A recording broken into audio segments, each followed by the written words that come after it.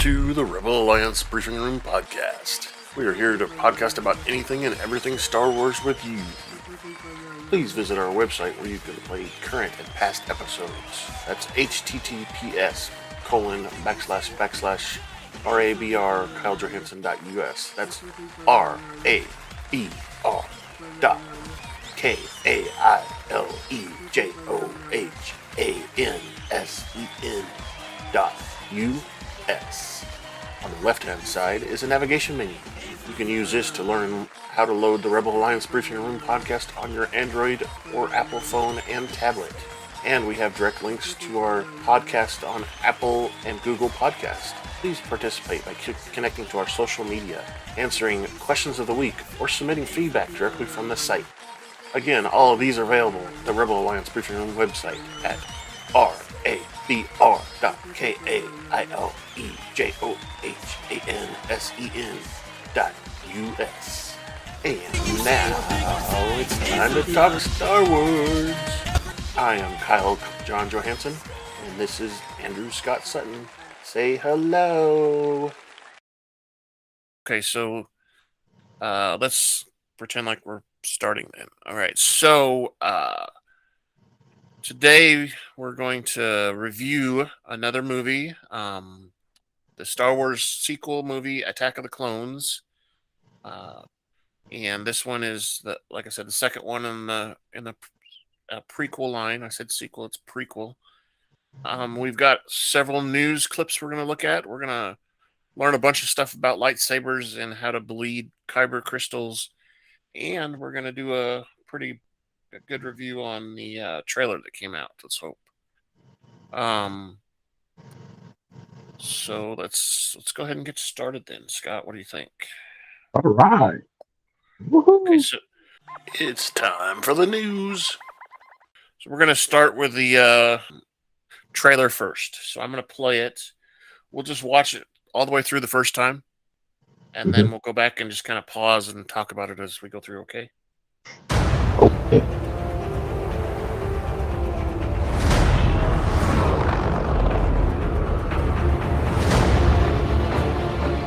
They're coming. Stay hidden, or we will not survive.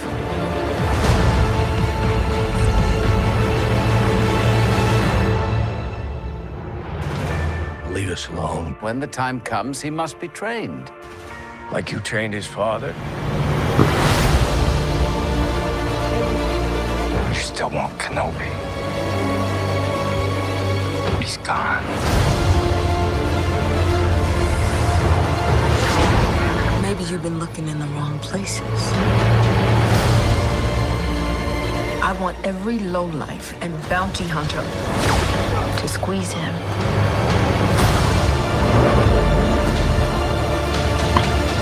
You can't run, Obi-Wan! You can't escape him!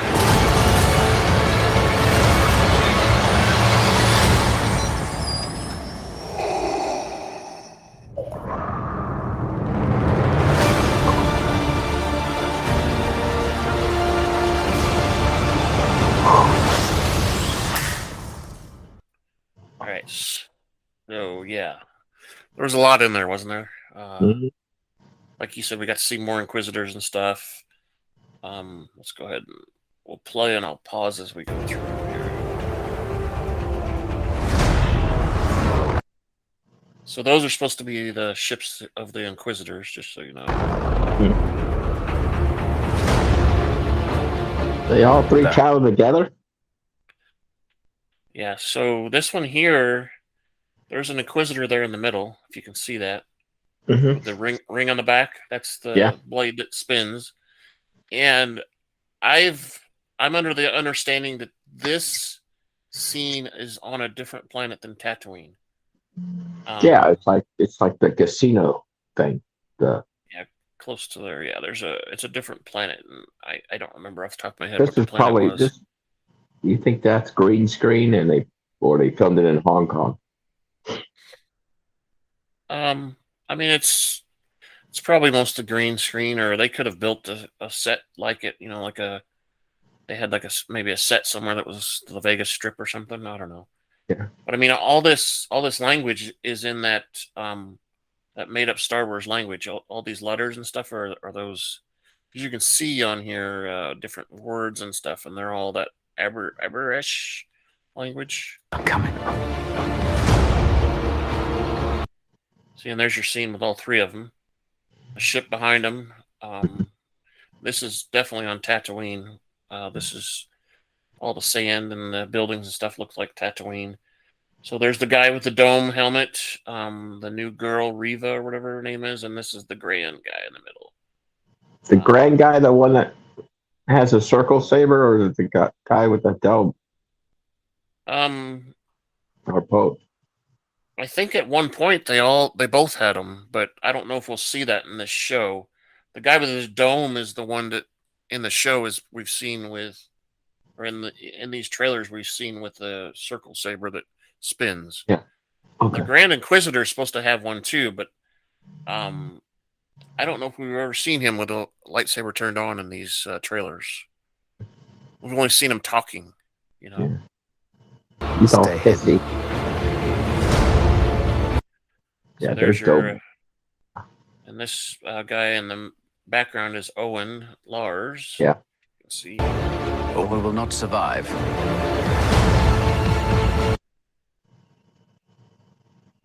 Just looking, this is the thing, and there's Luke on top of the building there. And that's got to be Baru and Owen outside there, because that's the only people that.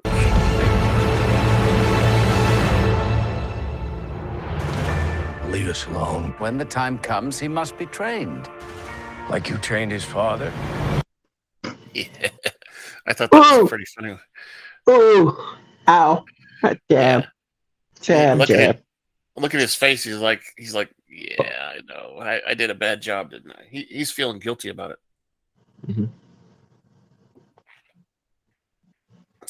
And I think that's a lot of what we're going to see in the series. We're going to see a lot of him being guilty about, Anakin turning, and of course the Clone Wars. They lost the Clone Wars. You still want Kenobi. See, now this is in the Inquisitor's building, but there's another one there. This one right here next to the black girl is an Inquisitor too, and we haven't seen that one before. You see her? She's right. See, on the right side is a Imperial uniform, and on the left side is another girl. Yeah. We got Reva, this other girl, the guy with the dome, and then two Imperials that are close to us, with their backs to us, I guess. Yeah. She's new. I don't know who she is. He's gone. There they are being dispatched. Maybe you've been looking in the wrong places. I want every lowlife. And this is where they upload him as to the help wanted net. Mm-hmm. So all the troopers and everybody knows who he is. This is his help wanted. Bounty hunter. Yeah. Whatever they call that. I don't know. Lincoln. You mean the digital post office wall? Yeah. So, all right. So, bounty hunter. To squeeze him. So there's a couple things there. I want to go back. And bounty hunter. So that guy you saw there for a second, Mm-hmm. he had green on him. So he has like a green eyeball thing. So that's not an Inquisitor. Let's see if we can get back. Yeah, see, there it is. Yeah. It's got something green. So that's not an Inquisitor like that. That's one of the bounty hunters they were talking about. Bounty hunter. To squeeze him. And this guy's got horns on his head, all over his head. Yeah. So that's got to be a bounty hunter of some sort, right? See, look at the horns on his head right there. It's not Maul, because it could, Maul could be around at this time, but it's not him.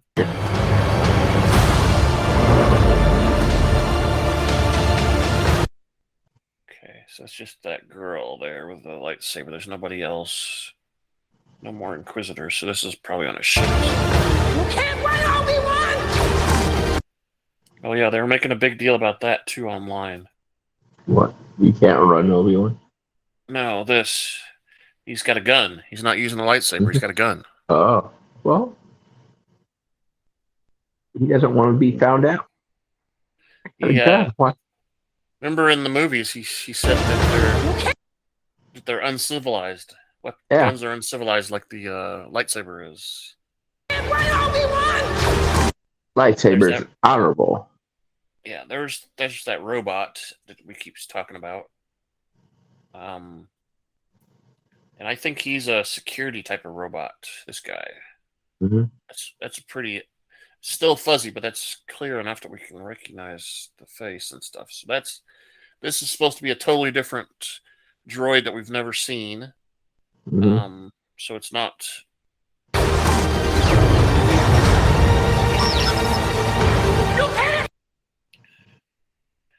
So this is supposed to be a kind of droid too. It's like a search kind of droid thing, a little handheld thing. Who is this guy? Who does that look like? It's Spock. No.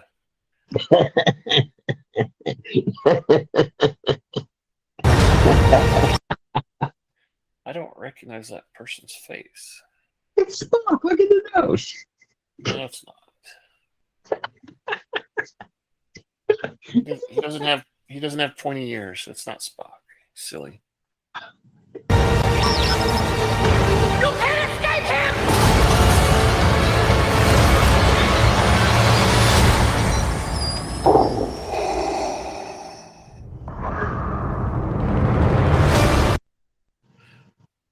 And I think if you look at his face there, it's like he senses something. He recognizes something. He's also still all stressed out. Yeah, but I think he's like, right after this thing is activated, which lets Vader breathe easy.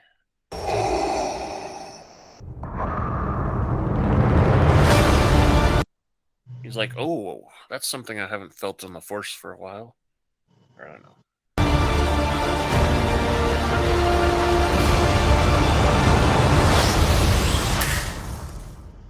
All right. Yeah, that's probably the moment he realizes that Anakin's not dead, is when he gets that look on his face there. He's like, what? What? So let's stop presenting. All right, so we're back to normalness. Okay, so that's the trailer.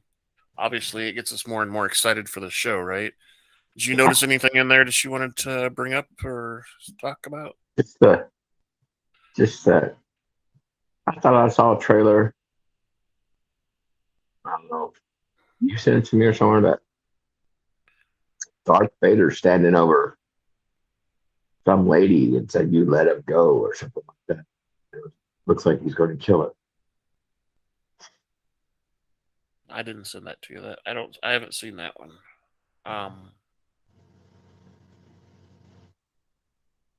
It seems like there's shit coming out left and right now. Yeah, there's stuff coming out, and I think that week's going to be stupid crazy. Oh yeah. Well, I mean, that's the convention at the same time, so we're going to get all kinds of stuff from all the different other shows too. So right. So the next thing I've got is it actually comes from the Wayback Machine, the Internet Wayback Machine. It's a archived article that used to be on the Wikipedia page, the Star Wars Wiki page. And this article is about lightsabers, and where they came from, and so on and so on. And it's a pretty in-depth article too, Scott. Like we looked at last week, it's probably got 6 or 8 pages as well, because it talks about in the beginning, they basically had to have the lightsaber plugged into a battery all the time until they were ready to use it because it would drain so quickly. Yeah. So let's see. Let's start here at the top.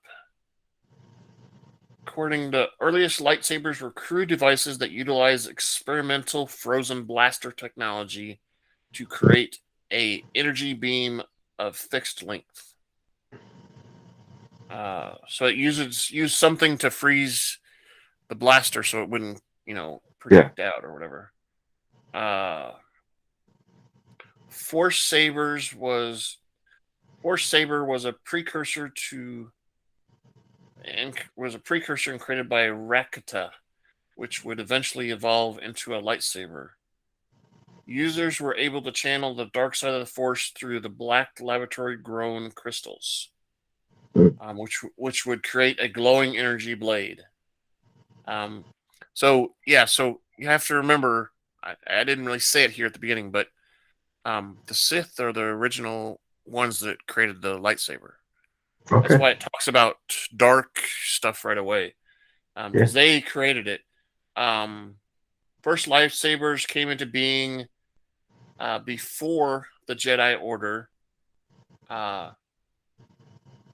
Ritual learning of freeze laser beam, blah, blah, blah. First blade built on Tython prior to the Force Wars. There was a Jedi that was known as the Weapon Master. Oh, okay. And he was an integral part in creating the weapons for they used that weapon that he created for almost a millennia, which 1,000 years. Wow. By the time, blah, blah, blah, 15,000 before the Death Star explodes, Jedi's find more research, and they develop a method to generate the focus beam without using the frozen blaster method. Controlled energy circuit, first portable high energy blade. They were very unstable and inefficient, guzzling energy from a mounted belt power supply, like I was just saying just a moment ago. Wow. And they could only use for a brief duration before they overheated, and the blade would stop. They were mostly ceremonial objects, so they used them during ceremonies and such. They didn't use them for fighting at the time. They were seldomly worn, and then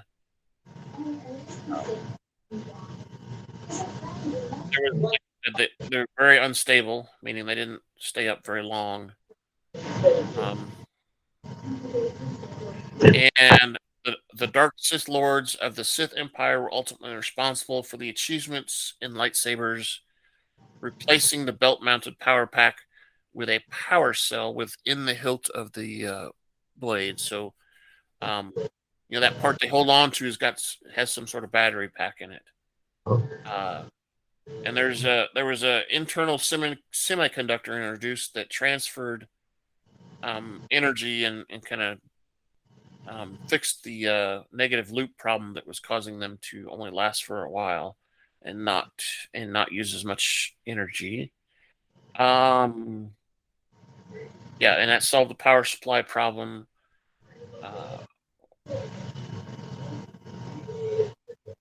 Dark Jedi welded the lightsabers for several years. The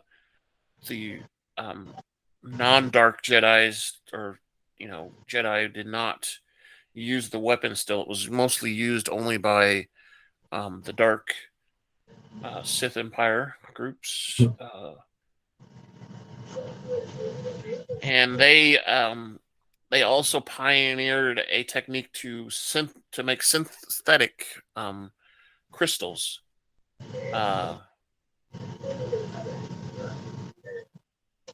So that they could produce them easily without having to go find, go through that ritual of finding the crystal and stuff like that the Jedi still do. So after many advancements in such to make it more stable and more, powerful and so on, the Jedi found the weapon interesting.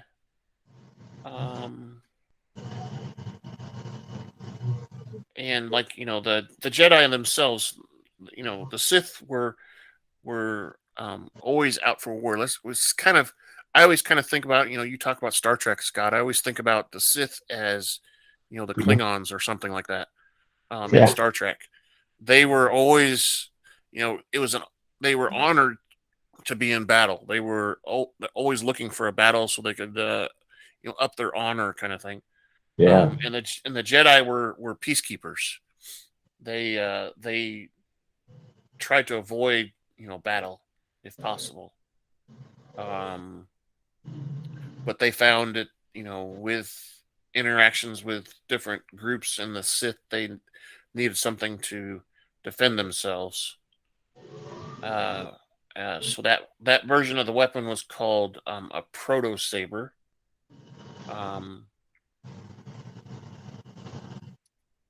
And at the end of the first Sith War is when the Jedi fully adopted the lightsaber.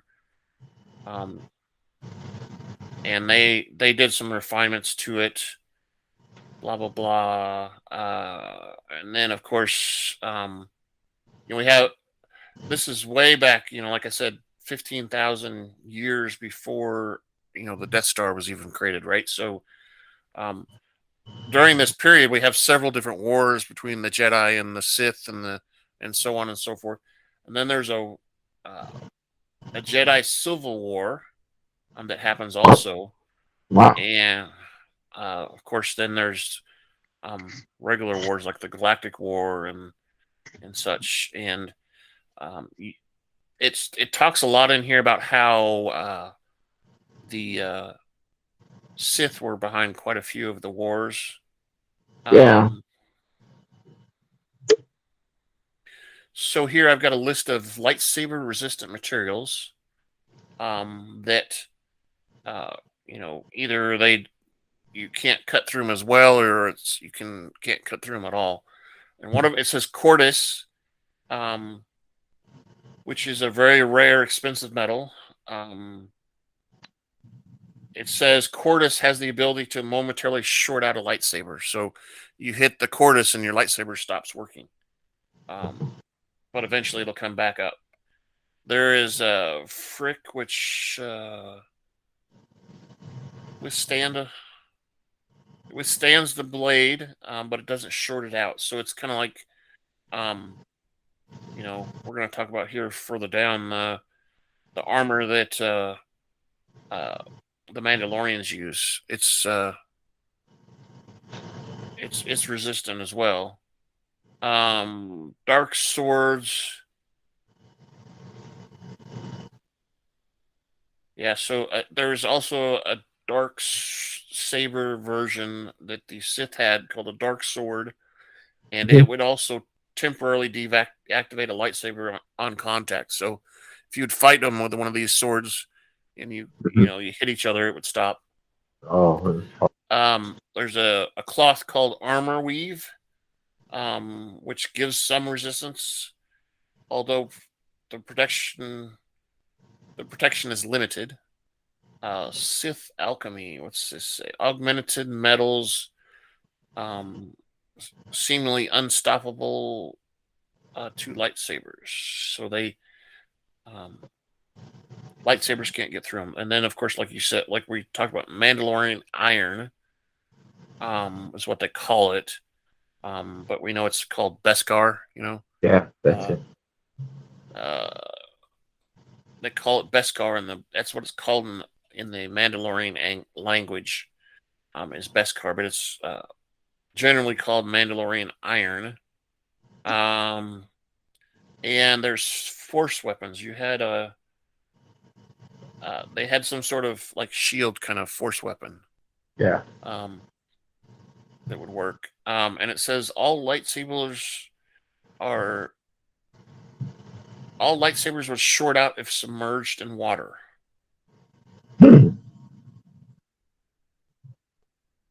So in rain, a lightsaber would steam up but not short out. But I was going to say, I've seen lightsaber work in rain if it was on submerged in water, it would Leo. it would eventually short out. And they did also create a version of a lightsaber that was somewhat waterproof, so it wouldn't short out. Mhm. But there wasn't very many of those. It says some Jedi, specifically the aquatic species, designed special lightsabers that could activate underwater.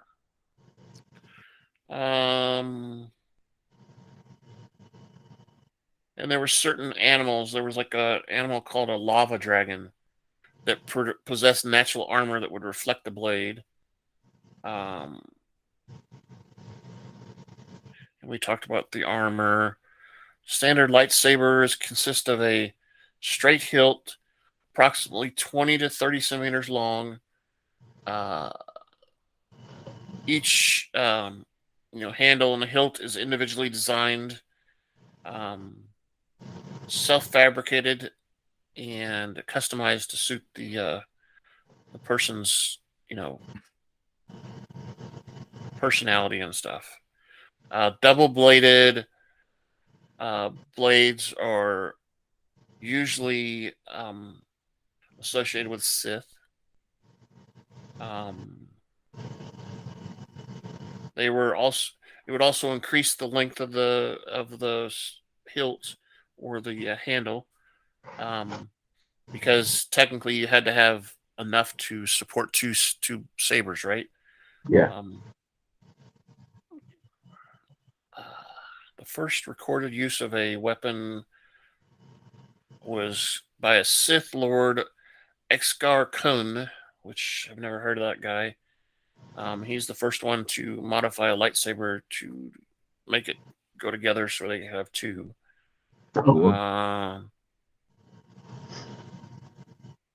Curved hilt lightsabers, long-handled lightsaber pikes.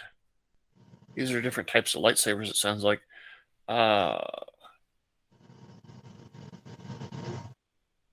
Yeah, and there's a different types too. There's a training lightsaber, which doesn't have the strength of a regular lightsaber, so they don't hurt themselves while they're training. And then there's a dual phase lightsaber, which has a longer length than a regular lightsaber, the blade part.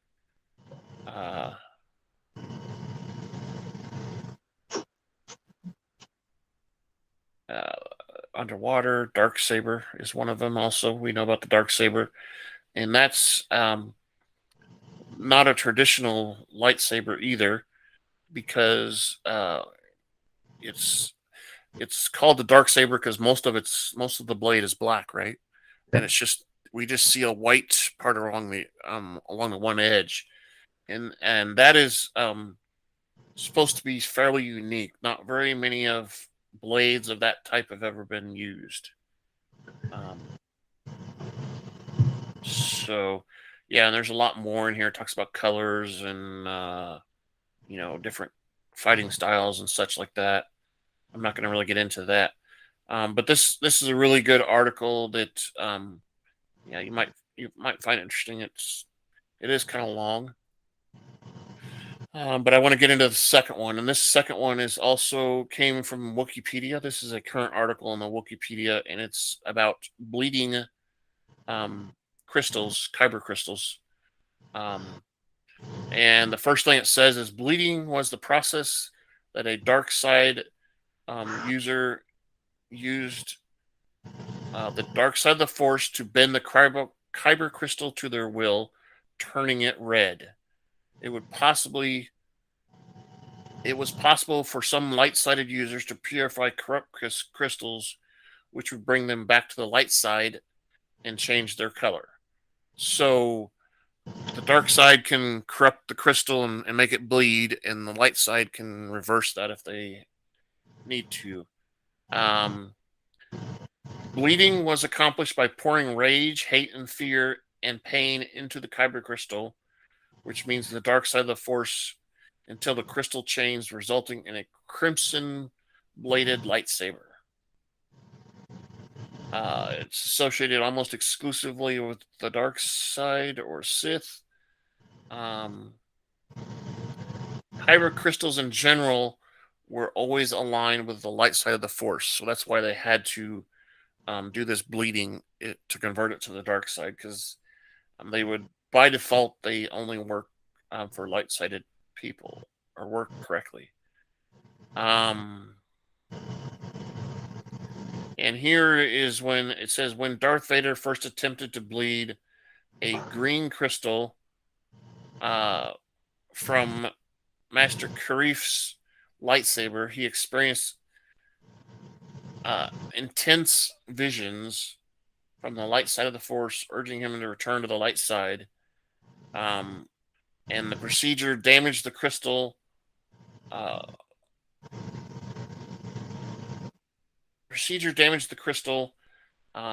it so it talks about how like how Kylo Ren's lightsaber had the two things coming out the side. It's the same thing that we're talking about here. So that crystal was damaged, and it had extra feedback, which they needed to have these side things to vent the extra feedback. Oh, okay. So the saber was stable again. That's why Kylo had his. He had trouble, bleeding it fully, I guess, so it didn't go all the way. Let's see.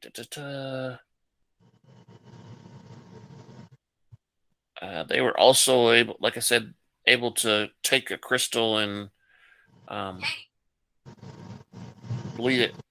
Not bleed it, but convert it to the light side too.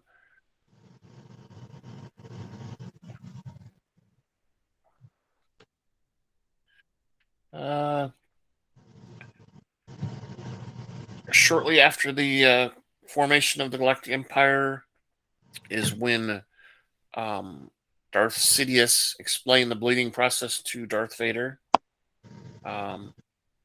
Since he lost his weapon on Mustafar when he got his legs and everything cut off.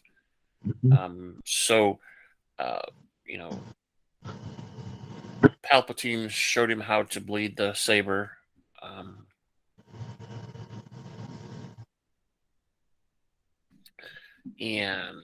So that's talks about that. Inquisitors, they have an Inquisitor's blade, and many of the Sith, they get their lightsabers by killing a Jedi, and then that's when they take the blade and bleed the crystals. Okay. And that's so what happened with the Inquisitors is Darth Vader would bleed the crystals and then give the lightsaber to the Inquisitors. So that's how that's how the Inquisitors got lightsabers, even though they weren't, Jedi or Sith Lords or anything like that. I'm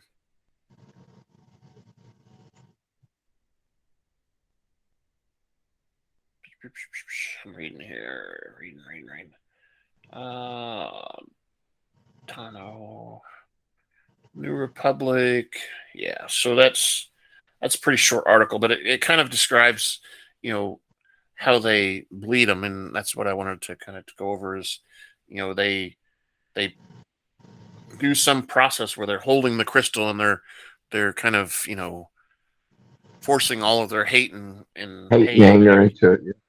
Yeah, and that turns it a red color, which is why we get most Sith have red blades. I think every single Sith that we've seen so far has got a red blade of some sort, right? Yeah. Kylo Ren, all of them seem to have them. Anakin had plenty of anger and hate. Yeah, he had more than most people, didn't he? So so that's the news. The news. Are you planning your next trip to Tatooine? Well, come on down to Pelly's Mod and Repair Shop, where our droids will spruce up your wagon. We'll service just about anything from Starfighter Corellian Y1300 freighter to a Vespa hovering scooter. If we don't have the part, we can get it. If you qualify for our special program, we'll provide you with any part our Jawas can get. Well, that's right. Come on down to Pelly's Mod and Repair Shop, where we can store fuel and upgrade your vessel. We're located at Tatooine's Mos Eisley Spaceport, Hangar 35.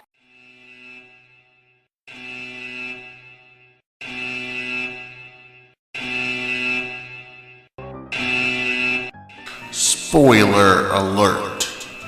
Danger. You're about to be spoiled. This is your spoiler alert. We're about to talk candidly and explicitly about some TV shows or movies. If you have not watched them, please fast forward to the appropriate section. You will not be warned again because you will be spoiled.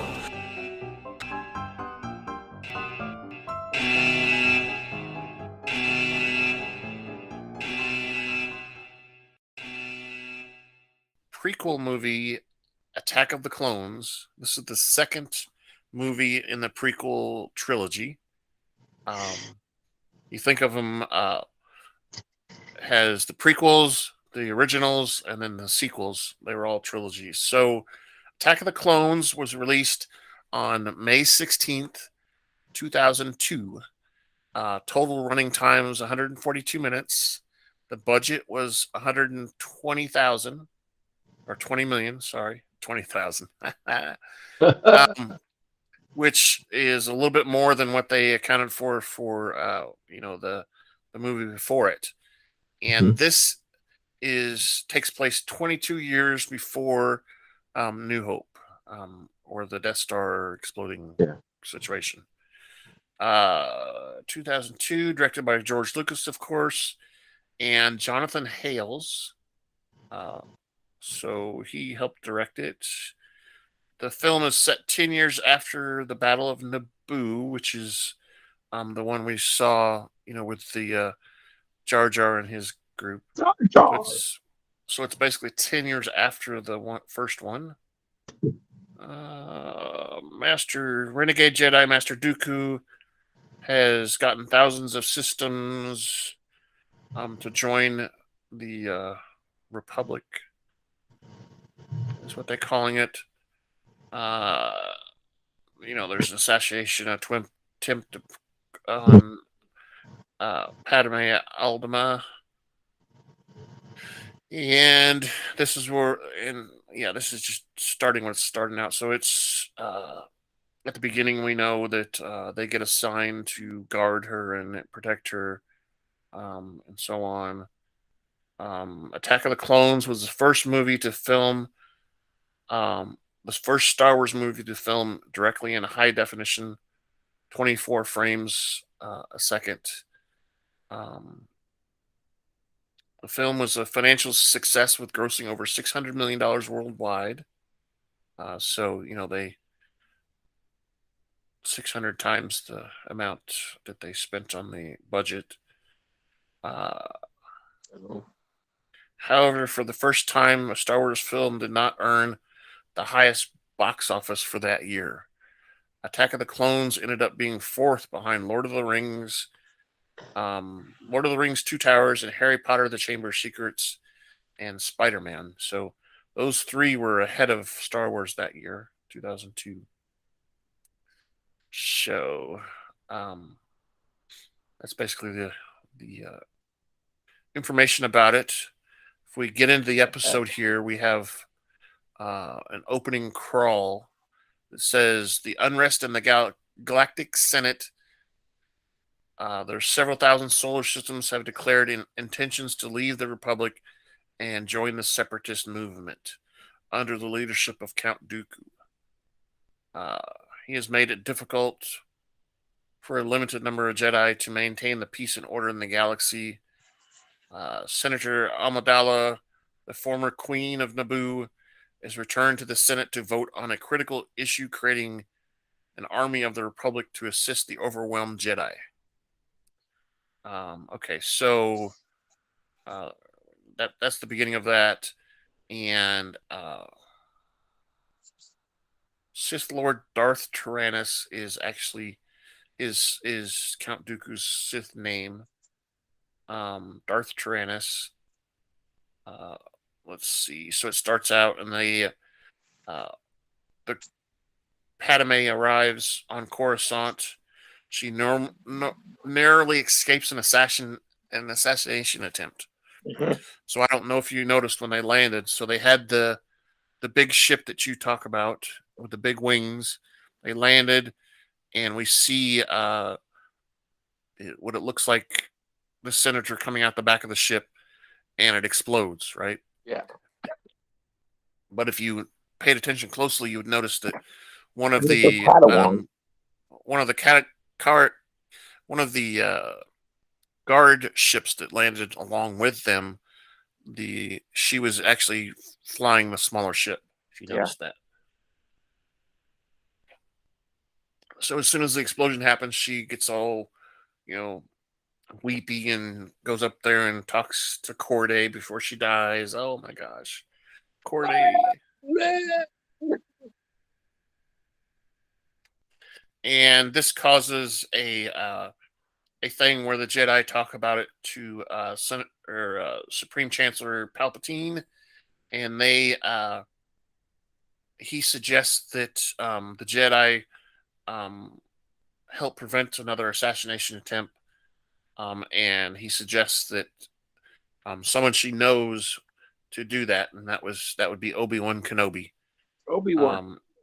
And of course, that means Anakin is comes along for the ride. Yeah, so we have a scene where they meet each other again. Oh, Annie, is that you? Oh, you've grown up so like much. that. I like the elevator scene. What are you sweating for? Yeah, what are you sweating for? What are you sweating for? It's been 10 years. That's why. Which is weird. So that I kind of thought that Anakin, when he was doing the pod racing, he was like, I don't know, 7 or 8, maybe. Yeah. What do you think? Yeah. Younger than that. Right. So now So he's 18. like 18 years old now. So he's Yeah. 18, and we know that Padme was already in her teens when they first met. At that time, she was like maybe 14. Mm-hmm. So 10 years. So she's 24, right?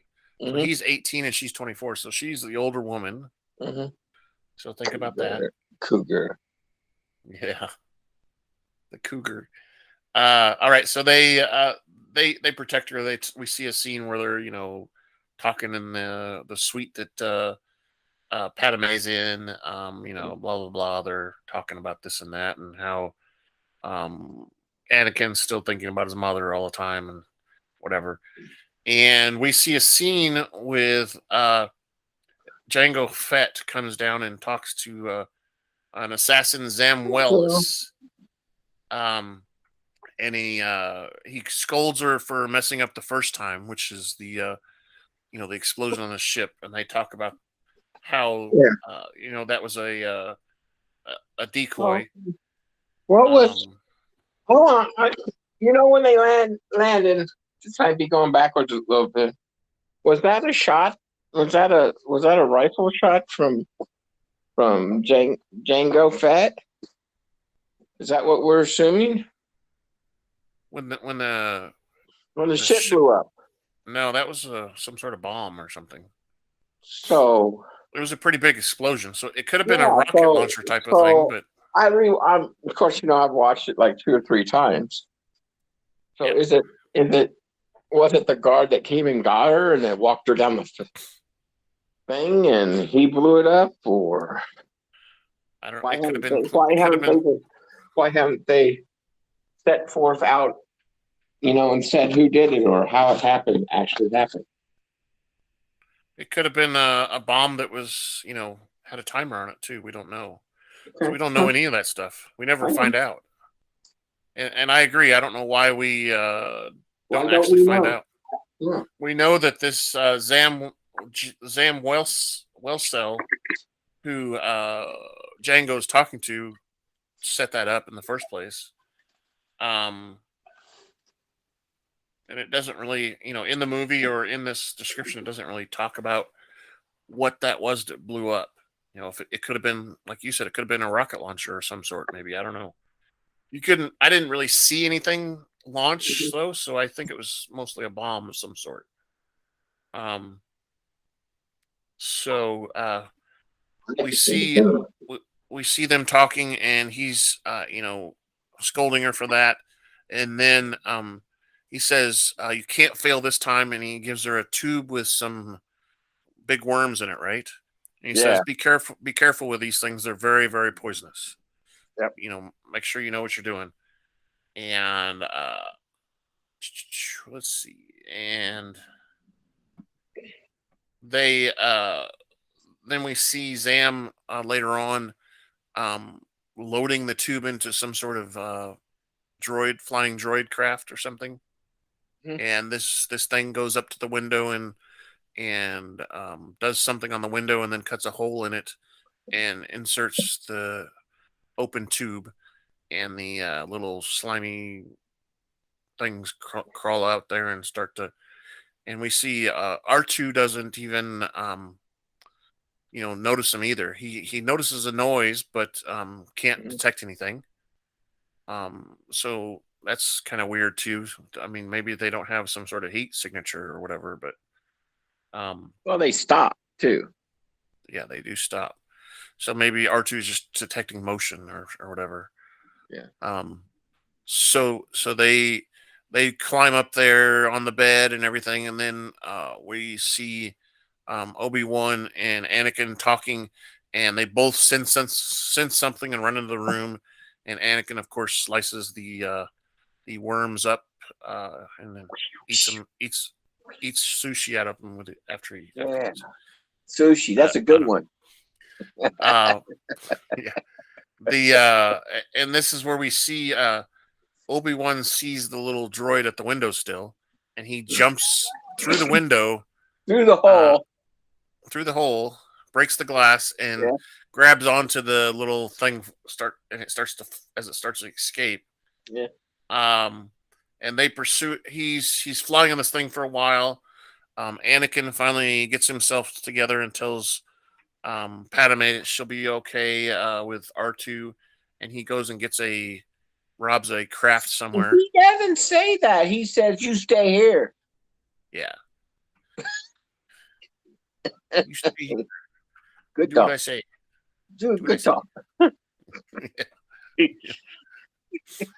Exactly. Yeah. So he gets on a ship that he stole and starts to chase Obi-Wan around, and Obi-Wan finally jumps onto the whatever speeder that they're on. Yeah. And they catch up with this Zam person that they saw escape also. And we get a couple of things where Obi-Wan is complaining about his Anakin's driving, and and then we see Anakin finally stops the ship and jumps over the edge and basically lands I on hate top when of he does that. her ship. Yeah, I hate when he does that. Yeah, I hate that when he does that. Yeah. Like, who's he talking to? Exactly. And they chase into a bar. Anakin fights her on the ship, and it gets disabled, and it has to crash land. She runs into a bar. He loses his lightsaber, and Obi-Wan has to catch it out of midair again. He does, and he tells him right away. He says, "Pay more attention to this thing. Don't lose it again. This is your life." And so on. And he describes to Obi-Wan, he describes this Zam character, and he says it's a she, because Obi-Wan thinks it's a he, so he says it's a she, and he says it's a changeling of some sort, because he thought he saw it try to change a little bit. So that makes it even more difficult, because they the person could be anybody in the room. So they go into the nightclub and look around a little bit, and then Obi-Wan says that he will go get a drink and let Anakin figure it out, which I thought was kind of funny. He's like, "You go do it. You go figure it out. I'm going to get a drink." You already knew it. Yeah. Would you like some death sticks? You don't need to show me any death sticks. You need to go home and think about your life. I'm going to go home and think about my life. Yeah, that was pretty funny. That was pretty funny too. And I don't know if you recognize that guy, but he's been in a lot of shows, small parts in a lot of shows too. He had a funny voice. Yeah. Yeah. So blah blah blah. So they track this person down and start talking to the her. person tried to kill Obi-Wan. Yeah. And he cuts her gun hand off, or its gun hand off, and hauls it outside. Right, hauls it outside, and they start talking to her, and apparently she's got more wounds than we really saw, because she pretty much dies out there while they're talking to her. No, it's because Jango Fett shoots a dart into her neck. There you go. Come on. There you go. No, I'm trying to get you to participate. Jeez. I know what's going on. Sitting there. Well, Mr. Obi-Wan's all calm and cool and collected, asking, and Annie yells at her, goes, "Who's that job? Tell me who it is. Go ahead." Yeah. So, don't get the neck. Yeah, it gets a dart to the neck, and they barely see who it is. They see someone in a blue suit taking off in a quick. And they assume it's a bounty hunter. So they question, like I said, fires off, and they return back to the temple, and Obi-Wan returns to the temple, and Anakin returns back to Padme's suite or whatever. And Obi-Wan tries to research and find out something about this killer, and he goes to that diner. Yeah, he goes to that diner, that diner, Dax Diner or something like that. Yeah, Dak is the alien. He's got two sets of arms or something. Yeah. He's pulling up his pants while he's hugging him. How good it is to see you. Yeah. Exactly. And we also see where Padme has decided that it's time. She should go back to the planet. She doesn't, want to get killed or anything like that. So she'd rather hide away from him on her planet, where she knows, the terrain and the people and such. The Jedi Council recommends that she goes standard packaging transit. Yeah. Instead of special class or whatever. Yeah. Or her fancy ship. Yeah. Because it's but so she don't have a recognizable. fancy ship no more. It's gone. Yeah, it got blown up. And we also see some before that, Anakin is going on a rant about how Obi-Wan doesn't appreciate him and all that stuff. Remember that, where he's frustrated with how he's treating him and not letting him do the trials and all that stuff. And before she leaves, she tells Jar Jar Binks that he is supposed to assume the senatorial duties. Which I did my best that I could possibly do to honor that. Just go. I know you have busy things to do. Go. Yeah. Go. Yeah, just go.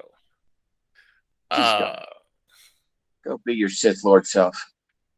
And so Anakin goes, and Obi-Wan is still researching some stuff, and he finds um, from Dax that the dart comes from Kamino. It's something that they developed there. Um, so wherever he's trying to find this bounty hunter, it's going to probably be at Kamino. And he goes into the Jedi Archives, and it's the planet Kamino is missing from the archives. And he says, "How can that be?" And this is where we This is where it's supposed see to be. this is where it's supposed to be. And then he goes in and talks to The um, younglings. the younglings and Yoda for advice, and the younglings say that it's been erased from the archives. Um, so yeah, so they Oh, he's young, smart young one, youngling it is. yeah, Yoda tells him that it's wherever the gravity is pulling Go to the is where that center of gravity, and you will find the planet that you're looking for, exactly or whatever. because even the star is missing. So the planet is missing, but the whole star system's missing from the map. Mhm. So they can see the gravity from the star, but they can't see the star or anything around it. So yeah, he says to go there. Blah, blah, blah. He goes to the Kamino and finds it, and he talks to Prime Minister Lama Su, and he's like, "Army? What army? What?" Those are some great looks. Like, yeah. And he learns from Lama Su that Master Sifo Dyas requisitioned an army. And he's isn't that uh who Hal killed, yeah, right? 10 years ago? yeah. Palatine, yeah. Actually, I think Dooku killed Sifo Dyas. Okay.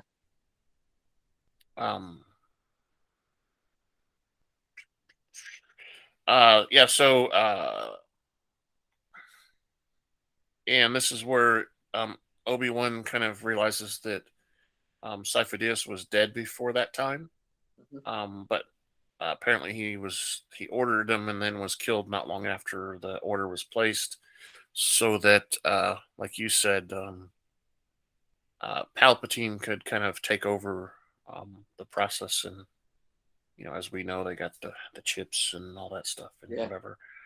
But they find out that the bounty hunter named Jango Fett is the template for the clones, and Obi-Wan goes to he gets a tour of the place, and then they go and see Jango Fett, and that's where we see Boba Fett for the first time as well. Baby Bobo. Bobo. Jango Fett doesn't have any idea who he's talking about. And he kind of questions him, and of course Obi-Wan's suspicious or whatever, but he doesn't really lead on. But Django kind of thinks there's something going on too, so he tells Boba to pack his things and leaving and get it all on the ship. And first he said to shut the door because his armor was showing. Yeah, he did that while they were talking to Obi-Wan, so that Obi-Wan wouldn't see it, because he kind of got the idea that he was looking for him. And so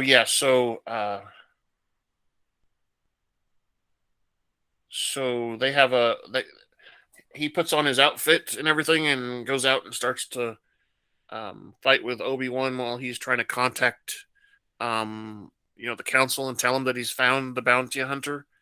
He's out there giving the speech to him, and Django comes out there, and right after he finishes, and kind of they have a big fight, kicking and shooting and throwing missiles at and this and that, and somehow Django knocks Obi-Wan over the edge.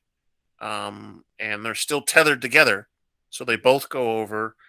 Django has these claw things that come out of his arm, and he's able to catch himself on there on the side of the building. But Obi-Wan goes over and pulls him a little bit, and he struggles but releases the tethering cord, and Obi-Wan falls, and he's able to lasso a pole and catch himself on a pole. But it's underneath a walkway, so Django can't see him. So Django assumes that Obi-Wan is dead, and he packs up in his ship and leaves with Boba. Da, da, da, da. And we see at the very last moment that Obi-Wan makes it up an elevator and onto the landing pad, and is able to throw a homing beacon on the ship as it's leaving. And Obi-Wan follows him to the planet Geonosis, where the Separatists are building a droid army and making all kinds of plans. Blah blah blah. And Anakin and Padme have been spending time on the planet Naboo. Frolicking in the fields, rolling around, telling each other when they first had sex and all that stuff. Flirting and this and that. And Anakin rides one of those weird animals and falls off and pretends to be hurt. And she comes over and they roll around in the grass and, have a tender moment. And they had a wonderful dinner. And she has this low cut top dress thing on while they're talking after dinner. But yeah, there's a scene where they're eating lunch or something, and he force pulls the pear or whatever that is over to him and cuts it for her, and then sends it back over. Mm-hmm. That's not a very big supper. I would be disappointed in that, but whatever. And they talk about after dinner how it's impossible for them to, be together because she's a senator and he's a Jedi and blah blah blah. And then he does the then he does the convincing talk and goes, "Oh, but we could keep it a secret." Yeah, exactly. We could keep it secret, and they go on with the idea that they're gonna not pursue it for now. But the next day, Anakin's outside meditating, and Padme comes out, and she's like, "Oh," she walks away because she doesn't want to interrupt him, and he says, "Don't go." And they have a talk. Meditating because he woke up from a dream about his mother. Exactly. He had a scary dream. And he says, "I have to go. I've got to go help my mother. She's in trouble." "I'm sorry, I must leave you, but I have to go." Exactly. And I'll come with you. She says, "I'll come with you and help you," and because his problem is he can't leave her because he's been ordered by the council to watch her, and she's like, "Well, I'm gonna go help your mother. You can come with me if you'd like." Yeah. To protect me. So blah blah blah. Grave danger. We talked about that. Okay, so they land on Tatooine eventually, disobeying Obi-Wan's orders. He finds Watu, the flying guy that you think is kind of weird with the bugs buzzing around him and stuff. And they find out that he sold his mother to a moisture farmer named Klieg Lars.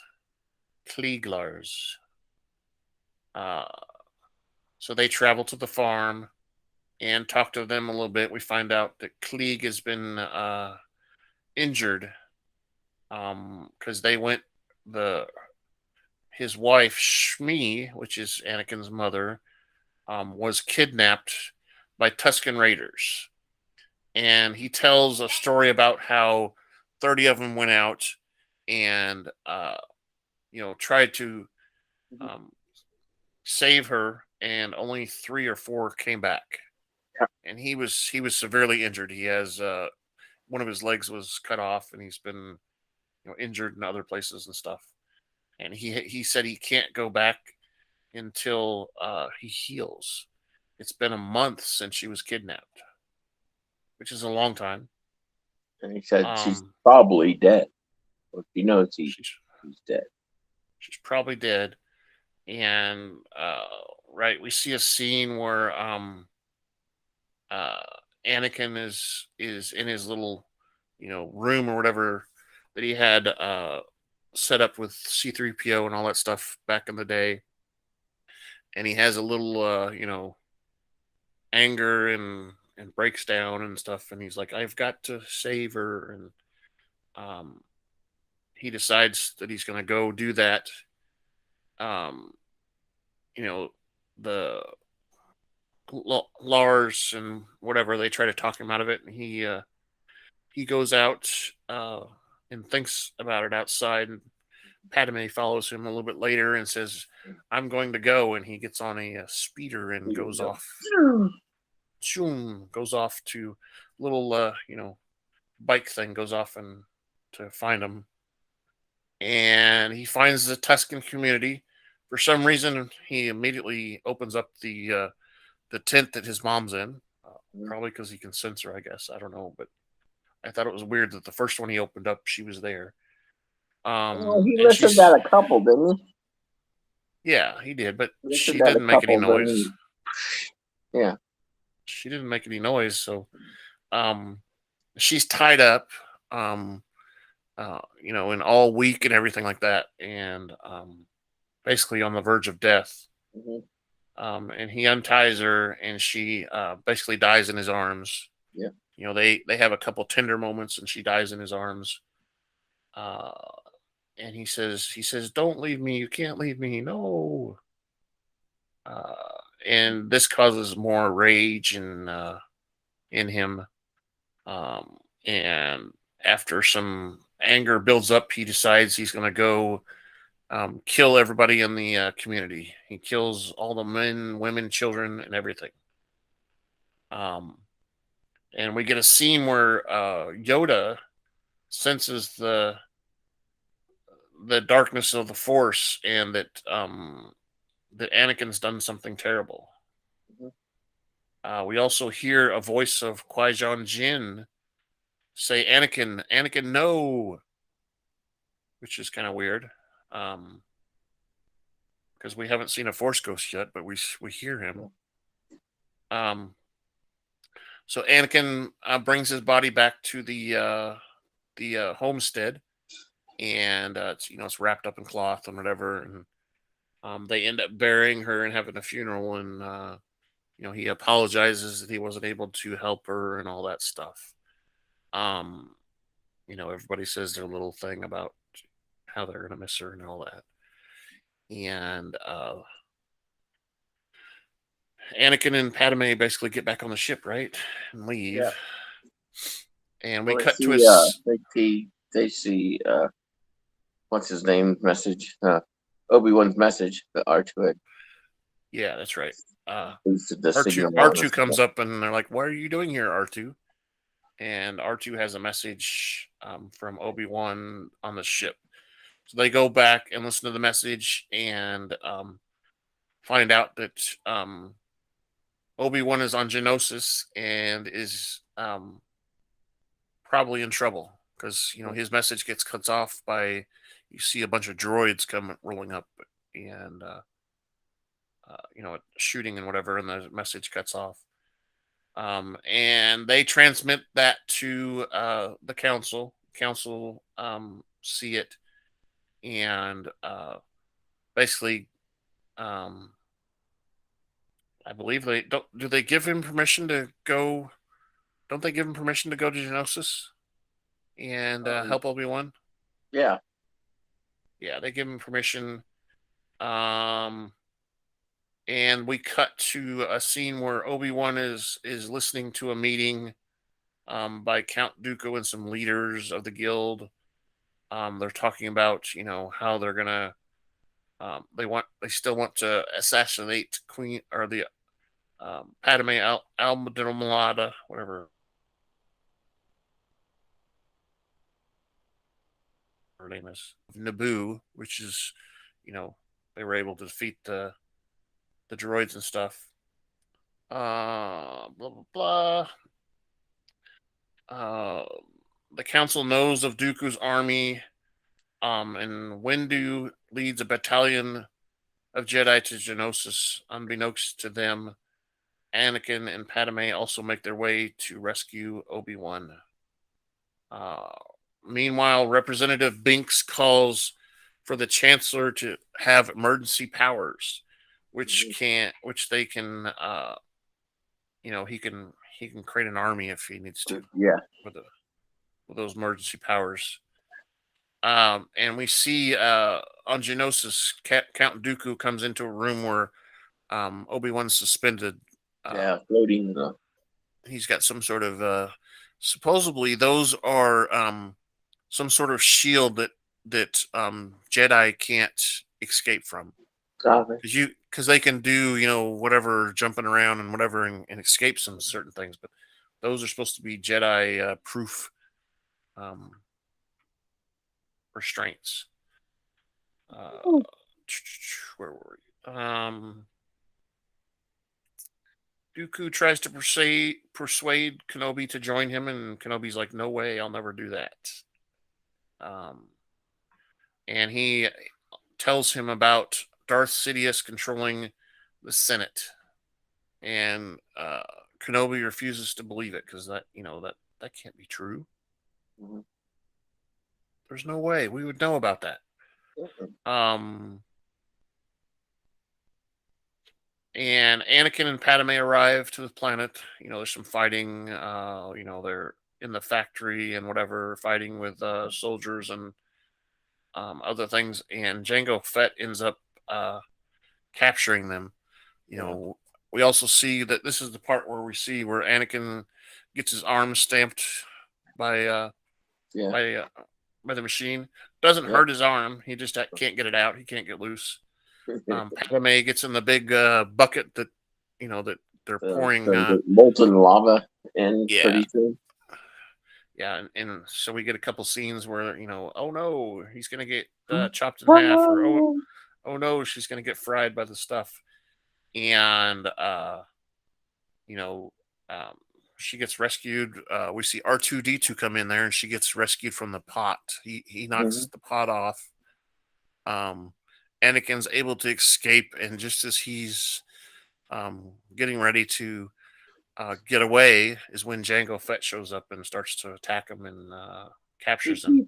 C-3PO gets turned into he loses his head and then puts it on a droid. That's right. Droid soldier. Puts it on a droid. Droid soldier's head gets put in his body. Yeah, little comedy relief there where he's like, I seem to be missing my legs, or I can't see anything. What's going on?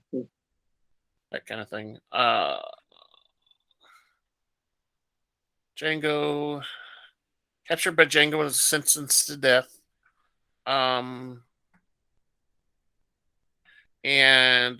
he's tied up in the arena that we see where everybody's gathered. They're going to have a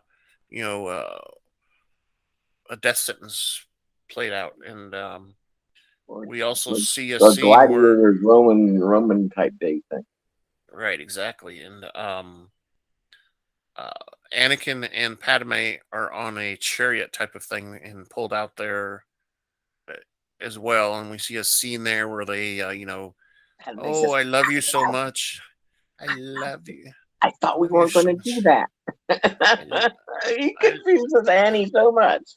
Yeah, I love you. But, that's what women do, is they confuse us. But we weren't going to do that. And they kiss as they're kissing as they come out. That's so sweet. And they get tied up to the post next to Obi-Wan, and we hear a scene where Obi-Wan's like, "Oh, it's about time you got here," and Yeah. you know, they're talking away, and we see Padme in the background. She's She's got some unlocking sort her of lock.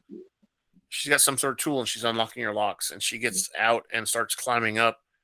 And as they've come up with a plan, uh, Anakin's like, "Well, what are we going to do about Padme?" And I think Obi she's on Wan's, top of it. I think she's on top of things, and she's up on top of her post. She's climbing up, and he turns like, "What? What? You throw me your thing? You crazy chick!" Yeah, she's a strong woman, I guess.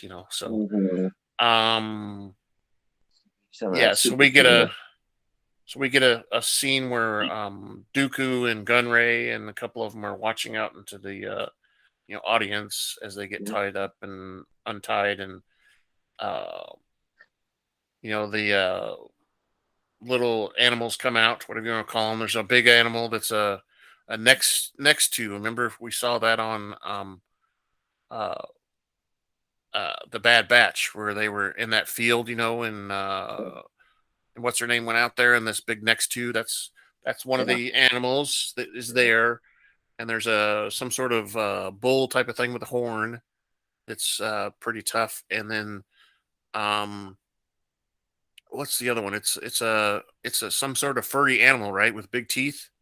Yeah, I think so. Um, Yeah. and that's the one that goes after Padme. Um, I think Anakin's able to get out because he lets the bull break his chains when he hits Yeah. the post. He ducks and puts his chains up there, and the bull hits the chains and breaks them.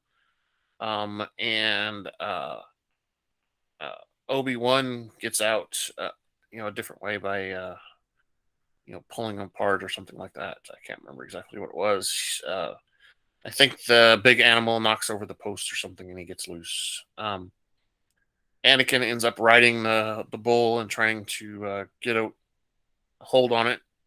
He tames it and eventually has control of it, and he has Padme jump down from her perch on top of there.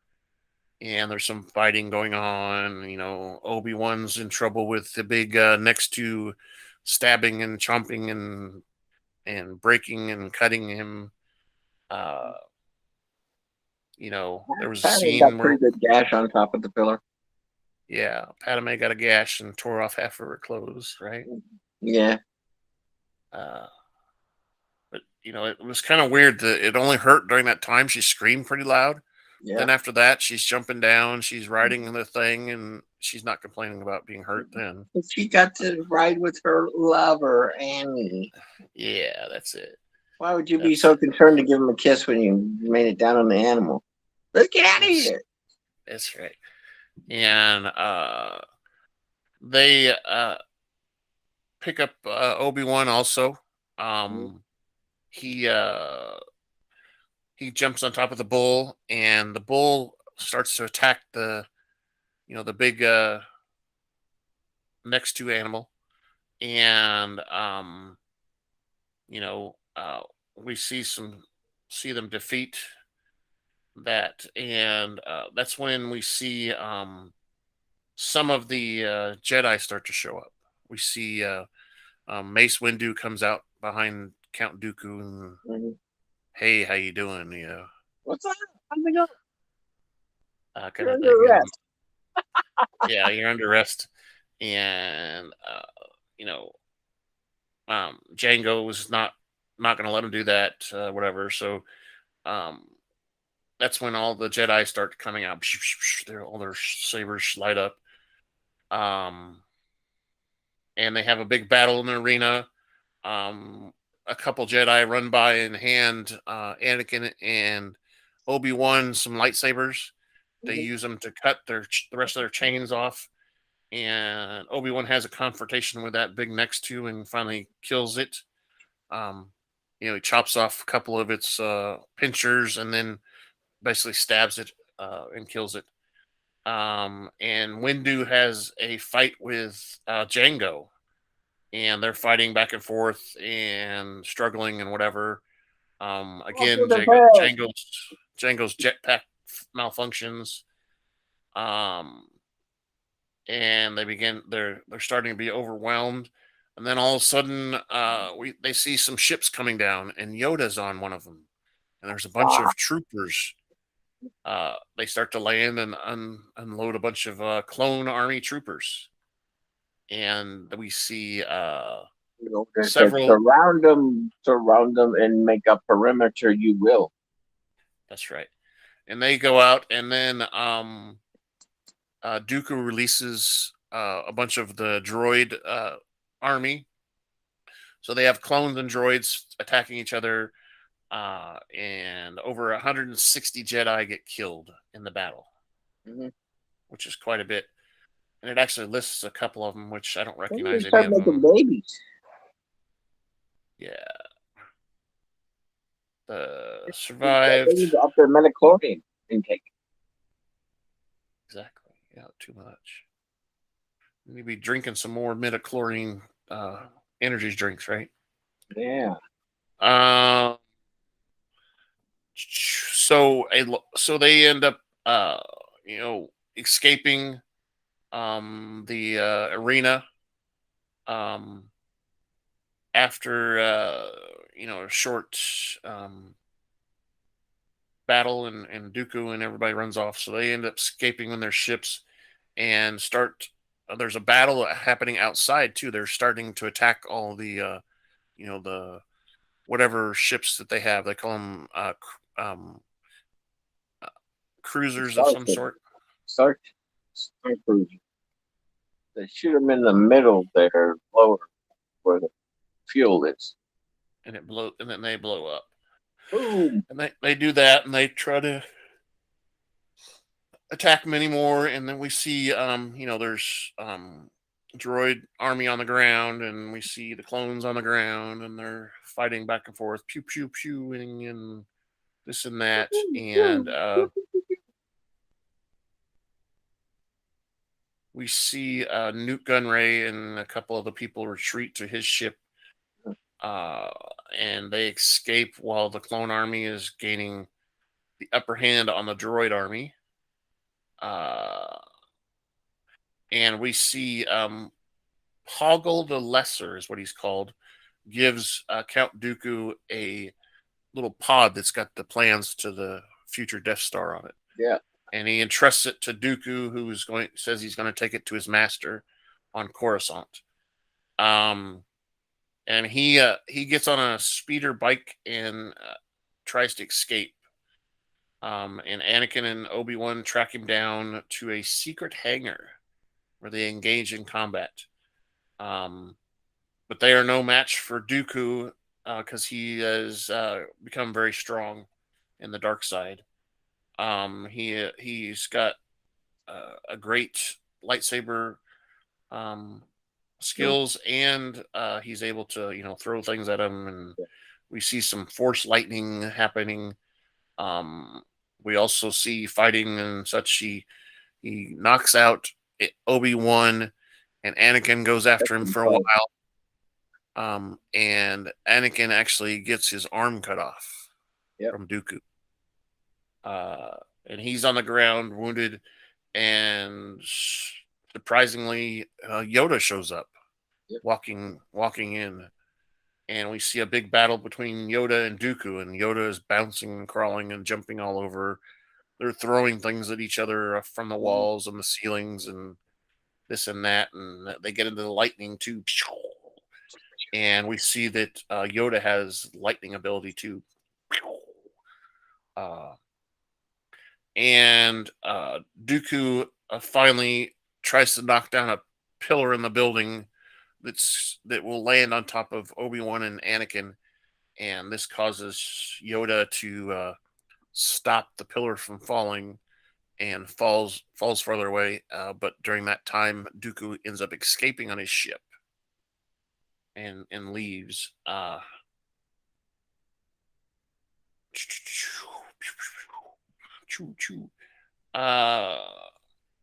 So Dooku escapes.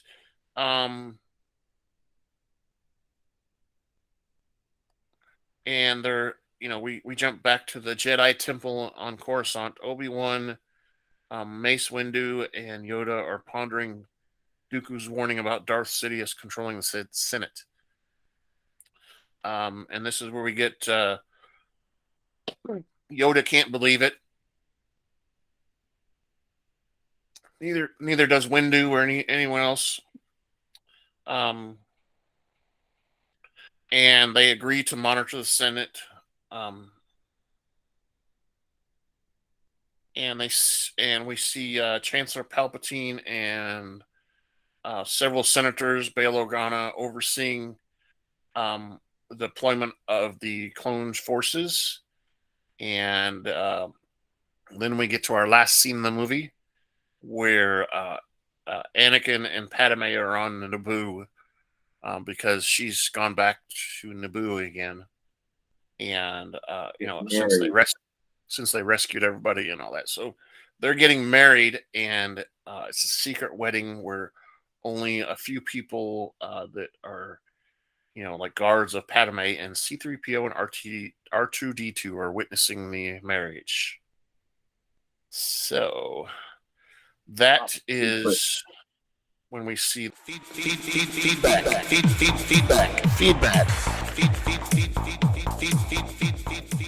The credits roll. So what do you got? What do you got to think about that?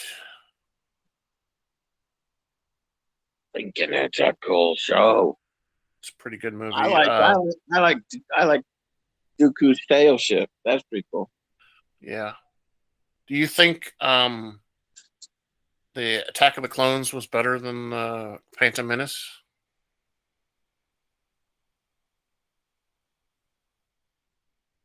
Maybe. They're all building to the third one. Right. Exactly. Which a lot happens in the third one for sure. Yeah. So my question of the week is, who do you think deleted Kamino from the Jedi Archive maps? Palatine.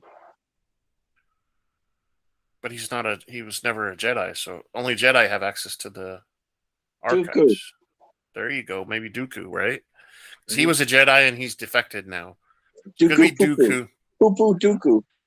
And we do find out in this movie that Yoda is the one that trained Dooku.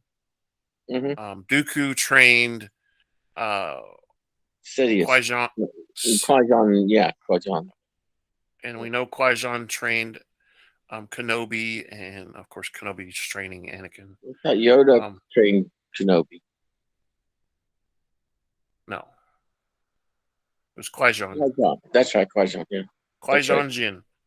And he He dies, has a and certain set of skills. Right.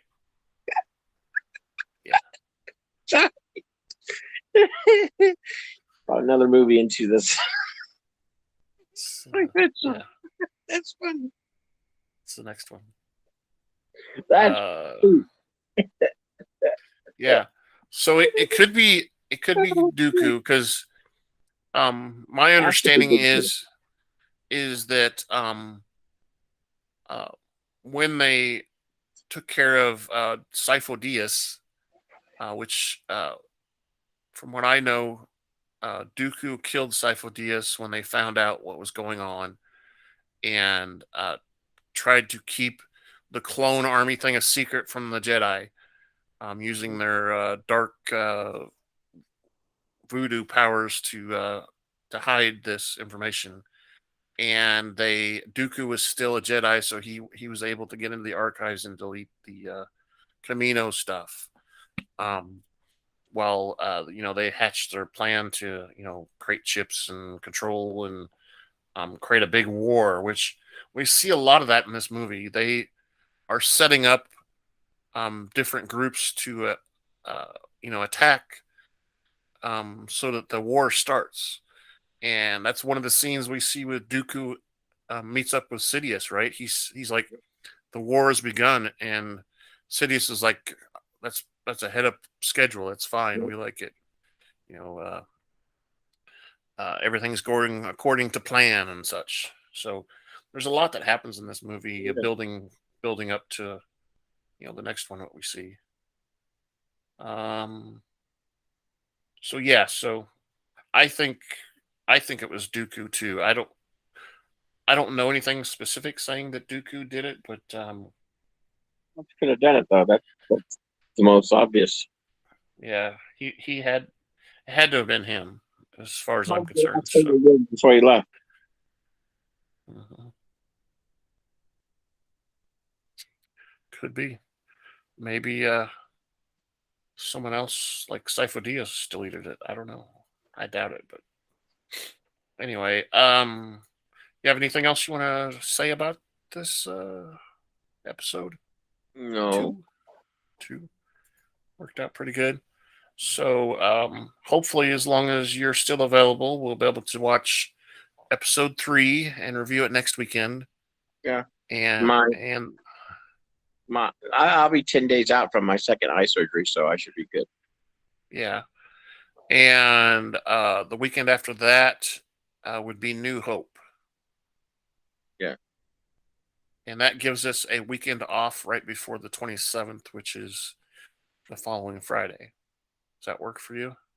Yeah. Is that going to interfere with any of the surgeries? Eye surgery's on the 17th, a Tuesday. So on the 21st, you'll still be able to.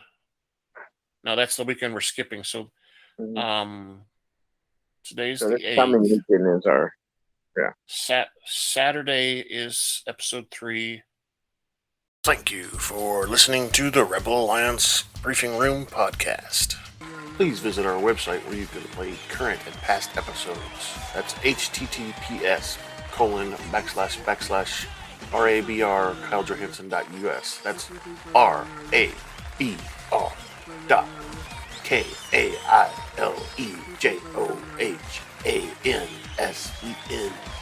RABR.KyleJohansson.us. On the left-hand side is a navigation menu. You can use this to learn how to load the Rebel Alliance Briefing Room podcast on your Android or Apple phone and tablet. And we have direct links to our podcast on Apple and Google Podcast. Please participate by connecting to our social media, answering questions of the week, or submitting feedback directly from the site. Again, all of these are available at the Rebel Alliance Briefing Room website at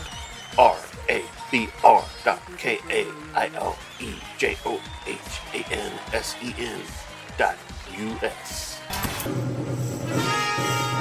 This podcast in no way is approved, sponsored, or owned by Lucasfilms Ltd., Disney, Disney Plus, or any of its subsidiaries. All opinions are solely owned by Kyle and or Scott, and in no way express the views or opinions of their past or present employers.